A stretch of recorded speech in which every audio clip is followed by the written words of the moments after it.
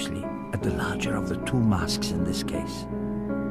At first, we might imagine this gold-leafed mask was simply a decorative item. But in fact, it is a miniature funerary mask made to cover the head of a 5-month-old fetus.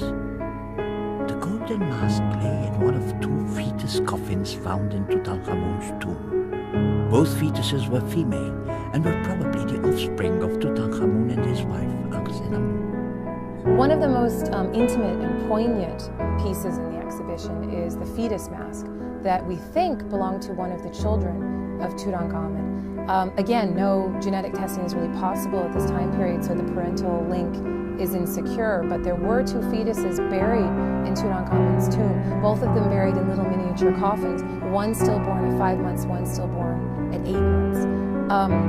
One of the fetuses, the one stillborn at 8 months, didn't have their mask on it when they found it in the tomb. And Howard Carter had already found that fetus mask some years before in a separate embalming cache. In fact, when he found that piece in the embalming cache, it was one of the clues that Tutankhamun's tomb may be intact and it may be close by.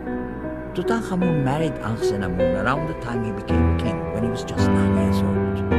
Akhenamun was a little older. Like all Egyptian royal marriages, it was no doubt carefully arranged for political and dynastic reasons. Nevertheless, images of the royal couple seem to show a close and loving bond. This mummy mask is one of the most elegant ever found. Being close to the royal family, Julia and her husband Julia were buried in the Valley of the Kings. This splendid type of golden mask, which would have been placed directly over the mummy's face in the coffin, was reserved for the royal family and the elite of ancient Egypt. The ancient Egyptians believed that the skin of the gods and their bones were fashioned of gold, and so when they made funerary masks and coffins, they made them in gold. They covered them in gilding and also in sheet gold, and therefore they felt that in the afterlife, their bodies and their bones would also be made of gold, just like the gods they worship. Nearby you can see Julia's dazzling golden coffin. The mummy of Julia was contained within two coffins, one inside the other. This dazzling golden coffin was the larger one.